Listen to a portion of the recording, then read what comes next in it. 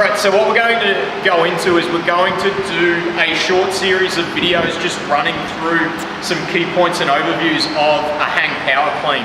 I get quite a number of questions from a lot of field sport and speed sport athletes asking me to have a look at what they're doing with their power cleans, and one of the things that I generally recommend is that we dial it back and we just do the hang version of the movement. The major reason for that is it's easier for you to learn because it's a broken down piece of the full movement. But the other thing is it allows you to focus more on what we're actually trying to achieve with the movement, and that's violent hip extension. Okay, so with the movement, if you're missing that violent hip extension at the top of the movement, especially if you are a field sport or a speed sport athlete, you're really missing the point, and it's almost a complete waste of your training time. The other thing that we're going to look at doing after we've done this short series is we'll also give you some substitutes for these movements as well too. I'm going to precursor this whole series by just saying it's a complex barbell movement and it takes people a long time to learn these properly. So if you are short on training time and you don't have the time to invest into getting these movements right, it's perhaps not the best movement for you to be allocating your training time to. So that's why I'm going to take you through some other really quick, easy to learn movements that can give you that same stimulus that we're looking for from a hang power clean. So, give you a very quick overview of what a hang power clean is. Once we've deadlifted the bar up from the ground, okay, we're going to move the bar to just above the knee, and then we're going to use our hips to drive up, catching the bar in that front rack position. Trying to catch in that good athletic position.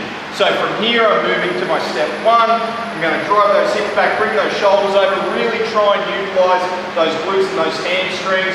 Big drive up, through to the catch, letting those hips sit back as I move into that catch position. So from an overview, things that you need to be looking at even before you start doing this particular movement. Firstly is that catch position. Okay, it's a front rack position. Here, it's what we teach people to do a front squat. We generally don't do arms crossed. We'll do it from here just because it has transition to those movements. So first thing is, can you get into that position well, or do you have restrictions? If you've got restrictions, that's one cross on the list where you probably need to get that to a tick before you move on to doing the movement. Okay?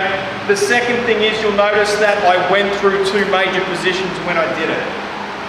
I went through our step one, which is our power position, and then I went through the second position, which is that hip hinge. When we coach the movement, when we're coaching a power clean, which is from the ground, we're coaching 5 positions from the top down. So this is our step one.